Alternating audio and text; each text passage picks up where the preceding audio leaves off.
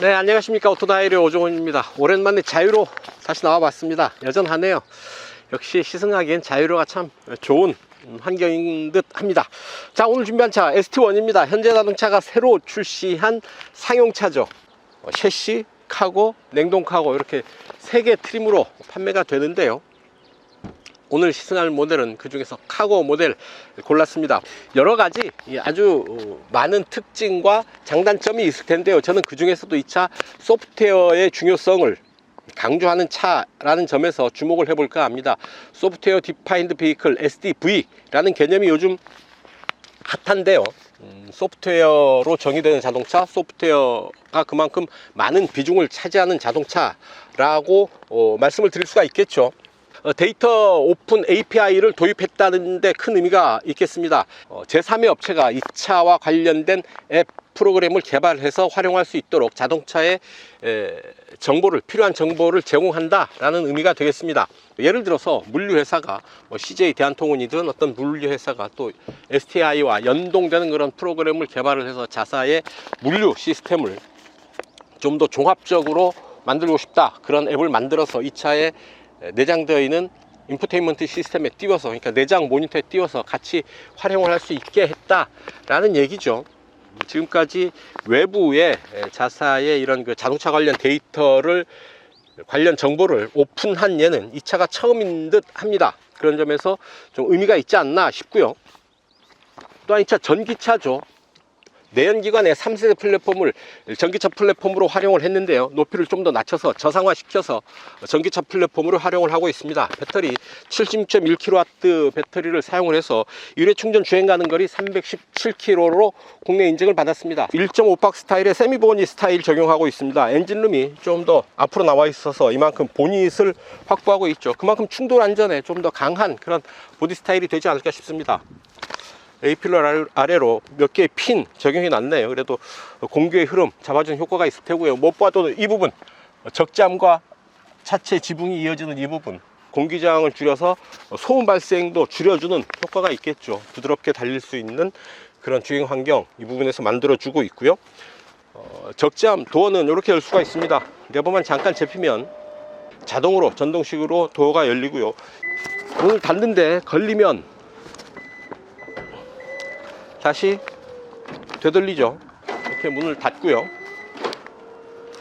타이어 앞뒤로 17인치 타이어 적용하고 있는데 2565R 17 시리즈 타이어 적용하고 있고, 스틸 휠이죠. 그리고 뒤쪽에는 리프 스프링 사용을 하고 있는 것 육안으로 확인을 할 수가 있겠습니다. 자, 뒷부분은 정사각형 같은 이런 공간을 만나게 되죠. 마치 계단을 올라가는 것처럼 밑에 스텝을 밟고 올라가는데요. 밑에 계단이 380mm, 그리고 바닥, 적잠의 바닥 높이가 495mm입니다. 그래서 계단 오르는 것처럼 편하게 밟고 올라오면 될 테고요. 올라왔을 때 실내 높이가 1700mm로 성인 한 사람이 충분히 허리를 편 채로 작업을 할 수 있는 이런 공간을 확보하고 있다라는 얘기입니다. 실내는 이렇게 합판들을 덧대서 마감을 해 놓고 있고요. 또 이 부분은 이렇게 도어를 열어서 이쪽 바깥으로도 출입을 할 수가 있겠습니다. 이쪽으로는 도어를 내지 않았고요. 도어를 이쪽에 낸 것은 아무래도 운전기사의 작업 동선을 생각해서 그랬겠죠. 하지만 이 부분 도로 쪽이죠. 좀 위험한 부분이 있으니까요. 작업할 때는 좀 더 지나가는 교통 혹은 보행자, 오토바이, 자동차 등에 좀 더 신경을 써야 되지 않을까 싶습니다. 어쨌든 이 공간을 어떻게 꾸미느냐에 따라서 아주 다양한 공간으로 탈바꿈할 수 있겠다라는 얘기입니다. 이 스마트 키가 있는데요. 이 스마트 키를 이용을 해서 원격 주차 보조 시스템 이용을 할 수가 있습니다. 차 밖에서 차를 움직일 수가 있는 건데요. 키에 있는 홀드 버튼을 길게 누르면 자, 이렇게 반응을 하죠. 그러면 자, 이렇게 차가 앞으로 갑니다. 이렇게 천천히 앞으로 가면서 주차를 최종 마무리하게 되죠. 후진도 가능합니다. 이렇게 서 있는 상태에서 조용히 뒤로 후진이 가능하고요. 앞으로 또 가는데 사람이 앞에 서 있으면 멈추죠. 계속 가고요. 이렇게 아주 좁은 공간에서는 운전자가 차 밖으로 나와서 이 스마트 키를 이용을 해서 차를 움직일 수가 있죠. 전진 혹은 후진을 시켜서 주차를 마무리할 수가 있겠습니다. 판매 가격이 카고 스마트가 5,980만원, 6천만원 보시면 되고요. 프리미엄이 6,360만원입니다. 서울시 기준으로 전기차 보조금을 받죠. 국고보조금, 서울시 보조금을 받으면 서울시 기준에서 카고가 약 4,480만원, 4,500만원 정도 이 차를 구매할 수 있겠다 싶습니다. 좋아요, 구독하기 부탁드리고요. 오늘도 저와 함께 하시죠. 출발합니다.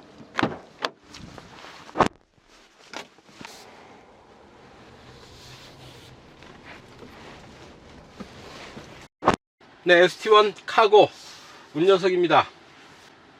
심플하죠? 계기판 먼저 보실까요? 주행보조 시스템, 그리고 트림 미터들 이렇게 볼 수가 있고요. 더워 지원하지 않는 기능이에요. 어이구, 이거를 지원하지 않아요.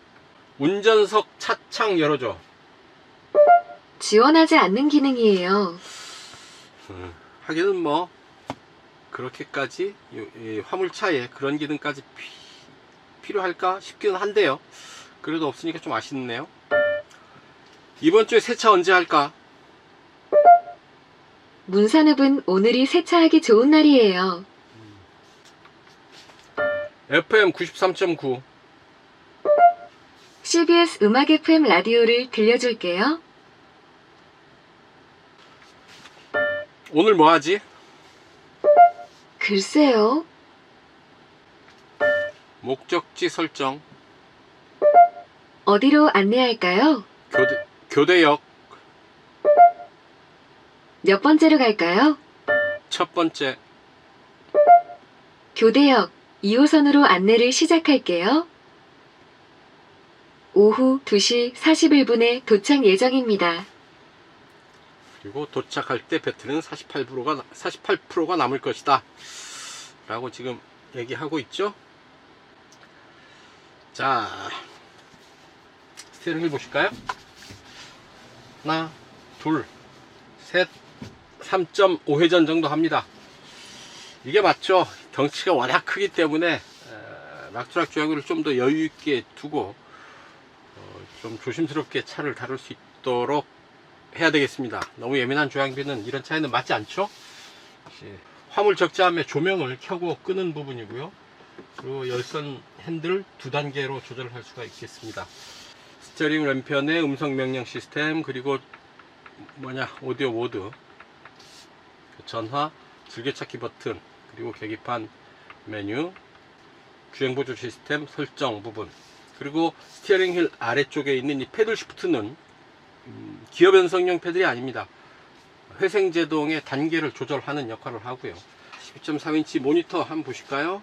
순서 변경해서 이렇게 화면 편집을 할 수도 있네요.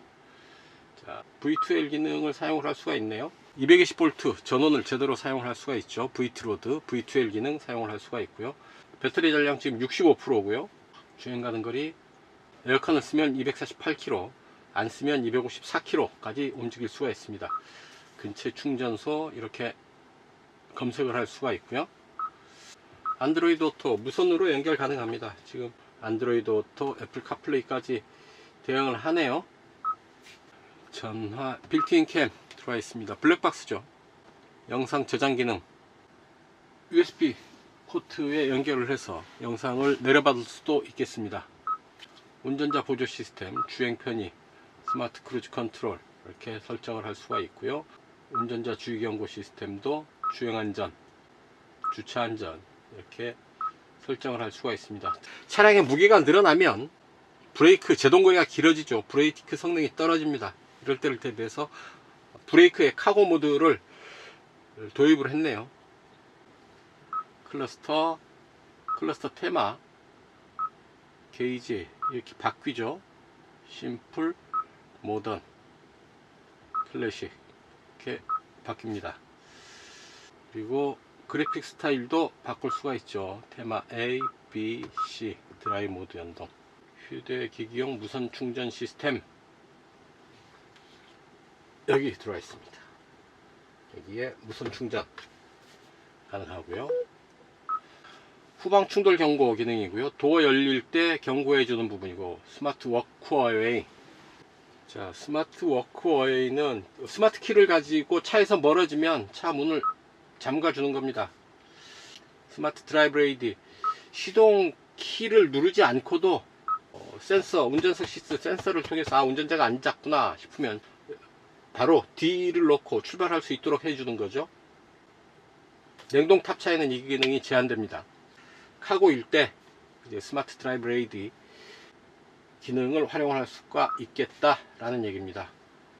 유틸리티 모드. 유틸리티 모드는 장시간 정차할 때 시동을 끈 채로 오디오, 조명 등을 이용할 수 있는 그런 기능이죠.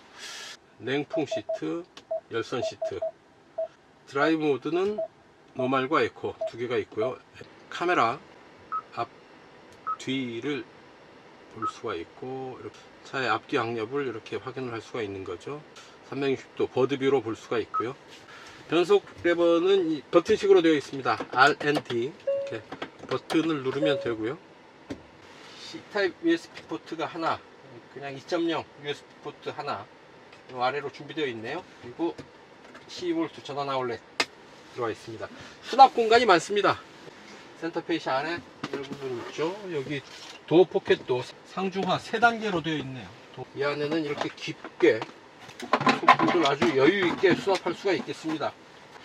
커버도 3단계로 덮을 수가 있고요. 암레스트죠. 이렇게 팔걸이 각도도 조절을 할 수가 있고, 이렇게 접어버릴 수도 있죠.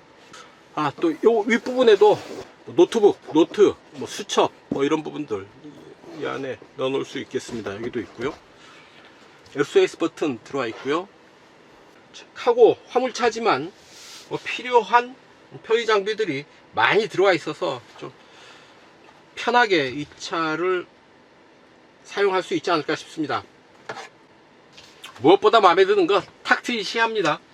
실내 들어오면 이렇게 차창 면적이 아주 넓죠. 앞, 야문 옆으로 탁 트인 시야를 통해서 아주 상쾌한 기분으로 운전을 할 수 있다라는 게 가장 큰 장점이 되지 않을까 싶습니다. 실내 지도나 이런 그 소프트웨어들은 소프트웨어 오버 더 에어, 그러니까 무선으로 소프트웨어들은 업그레이드 할 수가 있고요. 네, 일단 이렇게 골목 한 바퀴 돌아보고요. 조용하네요. 과속 방지 턱도 넘는 듯 마는 듯 상당히 부드럽게 넘어가는데, 뒤에 또 화물이, 짐들이 가득 실리면 얘기는 또 달라지겠죠. 그리고 차체가 큽니다. 차 폭이 2m가 넘고 차체 길이도 5m를 훌쩍 넘어서요. 코너를 돌 때 상당히 조심해야 됩니다. 뒷바퀴가 혹은 그 중간에 허리가 걸리는 경우가 종종 생기죠. 그래서 이런 코너를 돌 때는 타이트하게 바짝 돌지 말고 좀 멀리 안전하게 도는 것을 추천드립니다. 최고 출력 160kW고요. 최대 토크는 350Nm입니다. 아무래도 이게 화물차인 만큼 토크가 좀 더 중요하겠죠. 네, 올림픽대로입니다. 화물차니까요, 1차로 주행은 피해야 되겠죠. 도로 한 차선이 꽉 차는 느낌입니다. 킥다운 버튼은 없고요. 가속을 하면 그래도 제법 경쾌하게 가볍게 속도를 붙여 나가는 느낌이 있고요. 전체적으로 차체의 무게감이 느껴집니다. 여기에 또 화물까지 더하게 되면 더 무거워질 텐데요. 가볍고 경쾌한 주행보다는 무겁고 진중한, 신중한 운전이 요구된다 하겠습니다. 차간 거리는 4, 3, 2, 1 4단계로 조절을 할 수가 있겠습니다. 자, 뒤가 막혀 있죠. 화물칸으로 막혀 있어서 후방 시야를 확보할 수가 없는 구조입니다. 하지만 카메라를 통해서 PIP 화면으로 후방 시야를 확보해 주고 있어서 운전하는 입장에서는 더없이 고맙죠.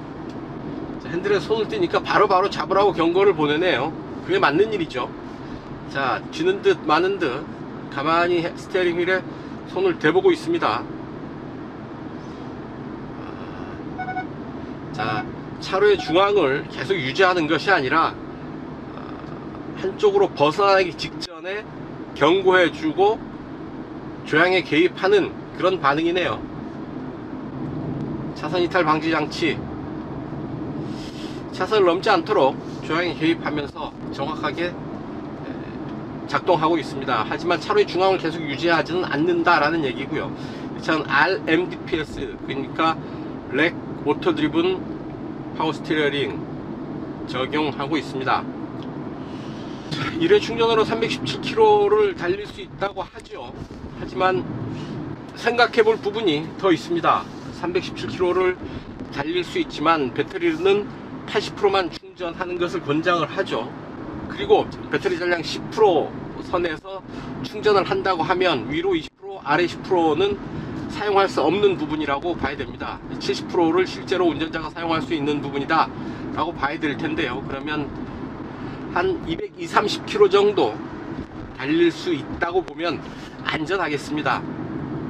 이게 또 한겨울이 되면 좀 더 낮아질 텐데요. 뭐 한겨울에 200km 정도, 그렇지 않을 때 한 220, 30km 여유있게 잡아서 250km 주기로 충전을 해야 한다고 보면 맞지 않을까 싶습니다.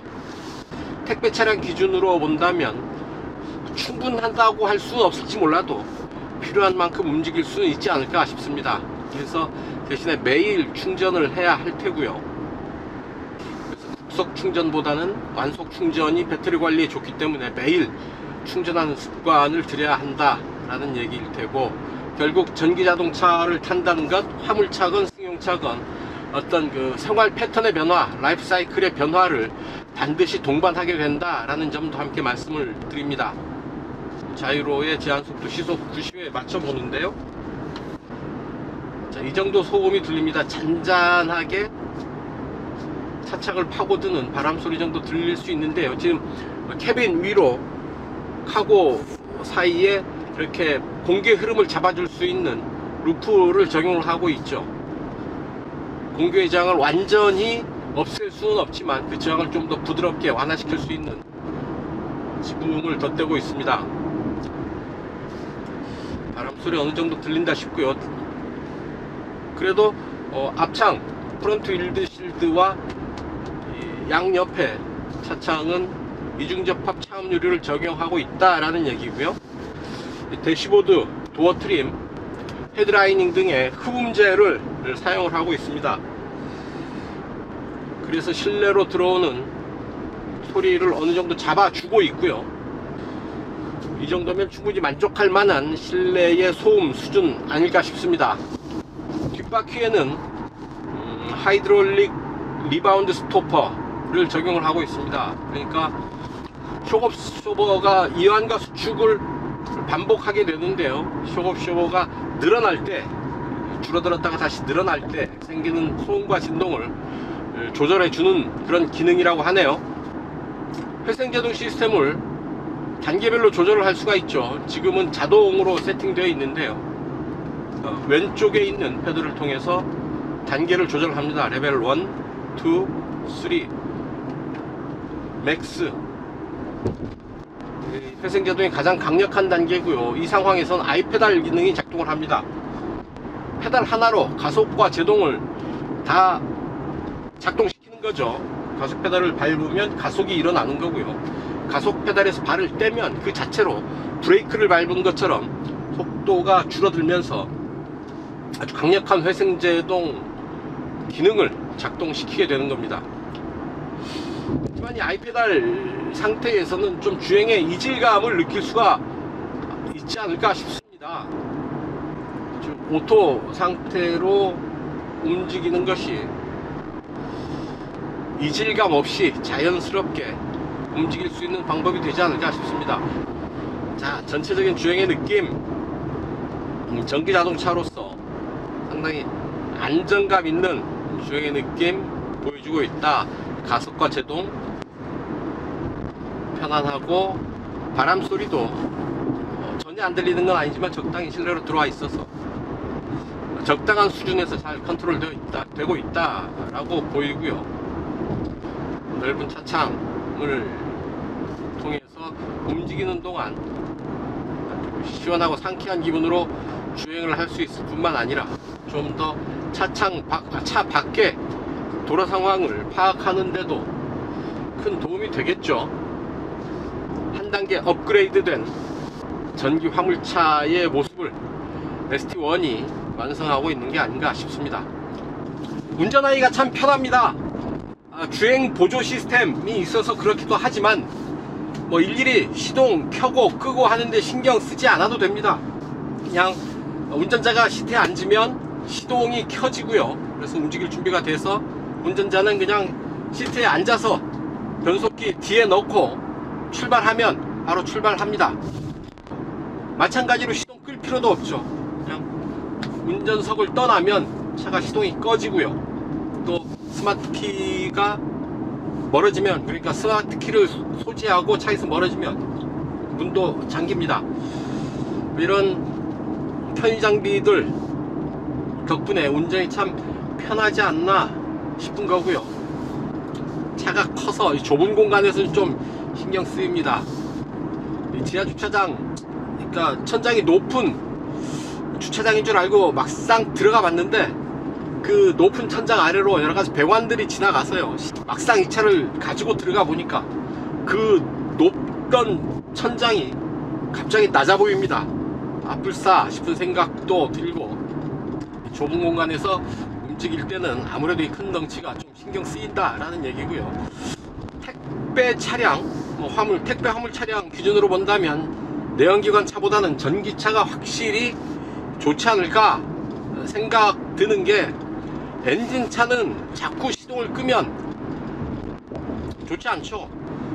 잠깐 움직여서 시동 끄고 하는 게 엔진에는 그렇게 썩 좋지가 않죠. 그렇다고 계속 엔진을 켜두는 것도 바람직하지 않습니다. 전기자동차라고 한다면 얘기가 달라지죠. 그냥 아무 때나 시동을 꺼도 되고요.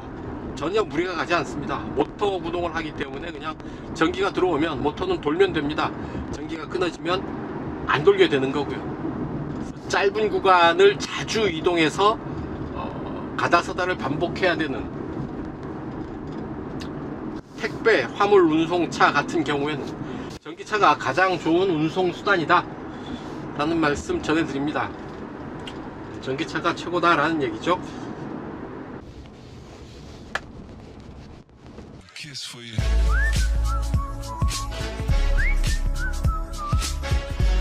네, 오랜만에 연비 테스트 한번 해봅니다. 충전 후 정보를 리셋하죠. 주행 모드 에코로 가고요. 에어컨 1단계 출발. 네, 이제 교대역에 도착했습니다.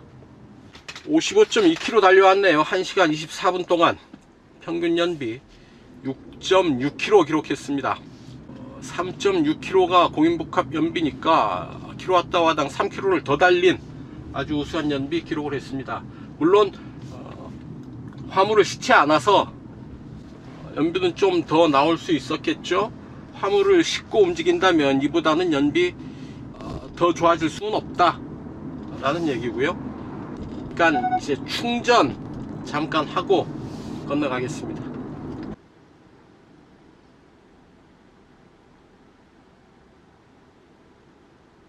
네, 충전 다 했고요.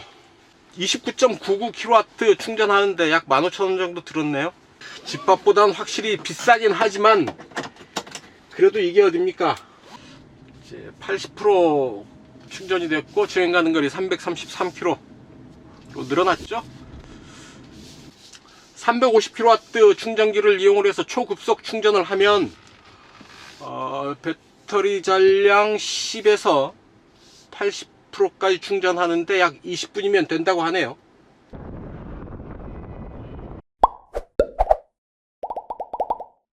네, 단도직입입니다. 이 차 타면서 느꼈던 사소한 아쉬움, 불편함 몇 가지 말씀을 드릴 텐데요. 이 측면 패널에 좀 걸리는 부분들이 있습니다. 가만히 이렇게 역광으로 보면은 점처럼 튀는 부분들이 몇 군데 있거든요.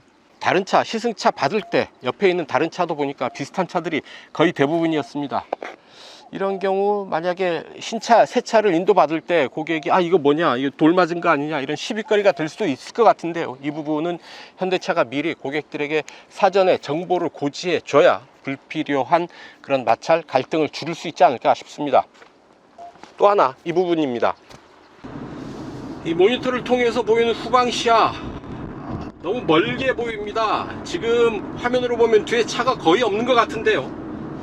바로 사이드미러를 통해서 보면 바로 옆으로 차가 달리고 있습니다.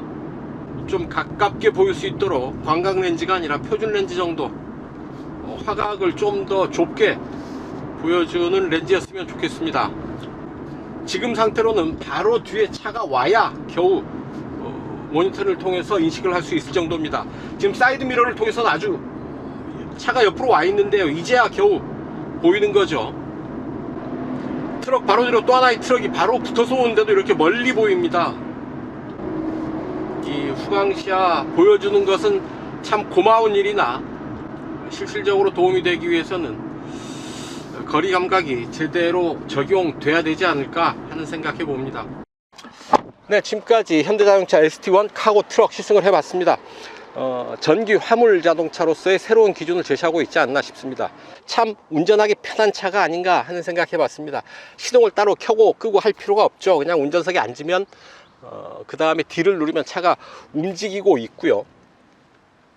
또 차에서 그냥 내리면 알아서 시동이 꺼지는 그런 차입니다. 또한 페달 하나로 브레이크 잡는 효과를 낼 수도 있고요, 가속 페달 하나로 가속 페달과 브레이크 효과를 다 누릴 수도 있겠습니다. 전체적으로 운전이 참 편해졌다. 그리고 여러 가지 안전 및 편의 장비들을 적용을 하고 있어서 카고 트럭 치고는 참 편리하고 안전한 차가 아닌가 하는 생각해 봅니다. 그리고 무엇보다도 SDV, 소프트웨어 디파인드 비클, 자동차에서 소프트웨어가 차지하는 역할이 점점 더 커지는데요, API 기능을 열어놓아서 이 차의 정보를 이용을 해서 다양한 어플리케이션을 만들 수 있는 그런 길을 열어놓았습니다. 이 ST1의 생태계가 좀 더 확장되는 그런 개념이 될 텐데요, 이제 더 많은 소프트웨어들이 개발돼서 적용되지 않을까, 좀 더 편리하고 똑똑한 차들이 될 수 있는 그런 생태계가 만들어지지 않을까 하는 생각도 해봅니다. 6천만원 정부와 서울시 지자체 보조금 받게 되면 약 4,500만원 정도의 실제로 비용을 지불하고 구입을 할 수가 있을 텐데요, 아무래도 기존의 전기 화물차를 기준으로 보는 분들께는 비싸지 않냐 하는 생각하게 될 테지만, 이 차에 들어와 있는 여러 가지 안전 및 편의 장비들, 그리고 소프트웨어 장치들 감안을 해보면 나름 합리적인 가격이 아닌가 하는 생각 저는 해봅니다. 여러분들 생각은 어떠신지 모르겠습니다. 네, 오늘 시승은 여기까지입니다. 지금까지 저는 오토다이어리 오종훈이었고요. 여러분들 좋아요, 구독하기 눌러주시면 저는 이만 물러가겠습니다. 시청해주셔서 감사합니다.